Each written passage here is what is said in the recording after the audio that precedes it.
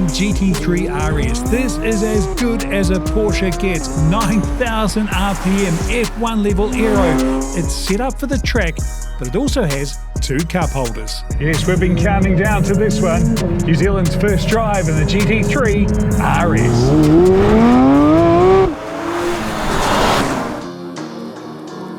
There are a few certainties in this world. One is that the best Porsche 911 is the next Porsche 911.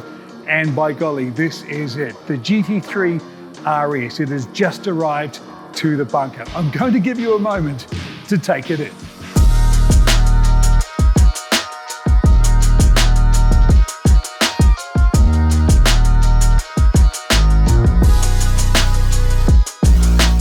It's not the most powerful road-going 911, but don't be fooled by numbers. On road or track, it is the fastest, and also the most extreme 911 design ever. I just can't stop taking this wing. It is huge. You'd seat 6, maybe 8 for dinner. This generates the bulk of the 860 kilos of downforce at top speed. And to put that in perspective, we thought the Senna was impressive with 800 kilos. And that wing isn't active, it's hyperactive. It works as an air brake, and just like a Formula 1 car, it also has a drag reduction system, yes, DRS, which at the flick of a button can reduce downforce by, wait for it, over half a ton. This is extreme, even by race car standards. Now, plenty of car makers claim to have built a race car off the road, but few achieve it. And it's not surprising. It's a bit like walking a tightrope. Race cars are uncomfortable, uncompromising. They have to be. That is the purity of their purpose. You see, purity doesn't like curbs, speed bumps, potholes, traffic jams, car parks, and those creature comforts like aircon, sat-nav, and those cup holders. The GT-RS does both. Now, don't think for a moment I'm suggesting this is perfect for the school run. For starters, there's no back seats, and all the storage is gone, including under here. Inspired by the Le Mans winning RSR, the traditional 3-radiator layout has been replaced by one big unit, where the luggage used to go. It's also at the heart of one of this car's strokes of genius. Let's get back to the aerodynamics, because that rear wing, that's just the crowning glory. Let's talk about this fancy sort of breastplate that's sitting here on the front of the car. These fins actually send the hot air from the radiator out over the side of the car, away from the centre here. Any that sneaks over is sent away by these fins on the roof. The whole idea is to lower the temperature of the air going into the engine. Now, Porsche say if they drop the temperature of the air from, say, 30 to 20 degrees, this car generates another 15 more horsepower.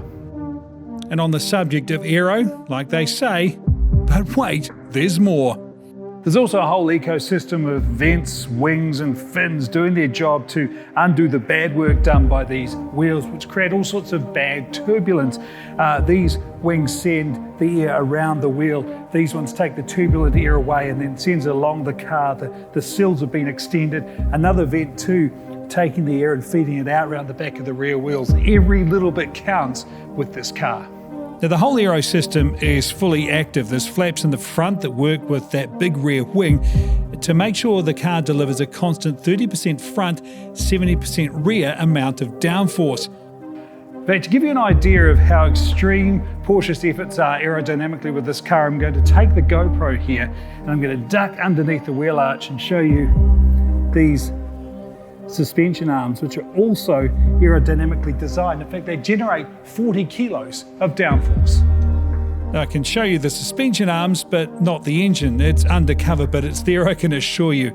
And what an engine, a 4-litre flat 6, naturally aspirated, and it revs to 9,000 RPM. For that, you get 525 brake horsepower, that's 386 kilowatts and 496 Newton meters. And this GT3 RS is about as good as you'll get, all thanks to the Weissach Pack, which includes the carbon roll cage and a whole bunch of carbon parts. There's also a full race harness. There's also a conventional seatbelt, which is what we'll be using for New Zealand's first drive in the GT3 RS.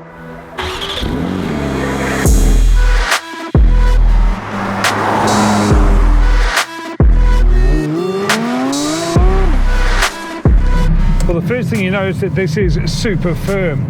It's not bone jarring, but this car means business, and no wonder the springs are 50% stiffer than in the regular GT3. Okay, I know it's not that regular. Well, another thing that Weissach Pack includes are these shift paddles, which are straight out of motorsport. They're magnetized, you feel and you hear every change. But there is no sound better than that engine. 4-litre flat 6, no turbo, just revs. It is glorious.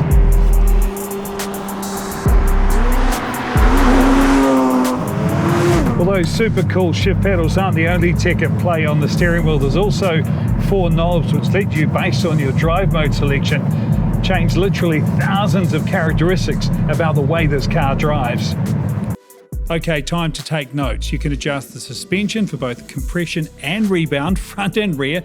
There's 9 settings for each, along with 9 settings for the E-diff, allowing you to set up how the car attacks and powers out of a corner.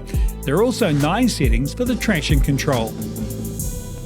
Well, the top tip from the boss of Porsche's GT department is you don't need to select normal mode when you're driving like this on the road. You actually select track mode. I know that seems counterintuitive, but he said if you do that and you turn all the suspension modes back down to their minimum, you actually get the most compliant ride.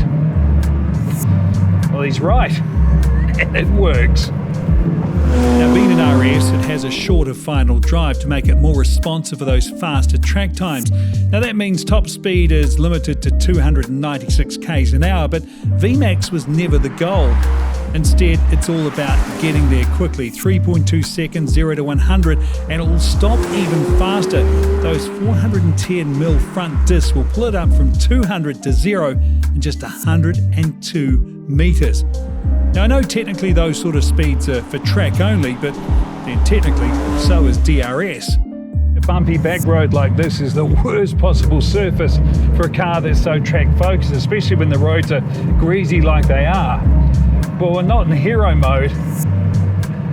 It is incredibly sure-footed and heaps of fun, and not least the ability to play Formula One driver. Press this DRS button, see the green light come on, and you can just watch the wing open up behind. I don't care if that's childish. It's the closest I'll get. And the price for all this awesomeness, $449,300. That's if you can get one. These things are in huge demand, and I can see why, even if we didn't get to take it on the track. I want to show you something. I'll see if it does it here when I turn around here. Just see if it does it. The wee squeak of the brakes. Just like a race car. But you know, that's the thing about this car. It's really 2 cars at play. And actually, I'm not talking about the whole road and track thing. It's the outside and inside.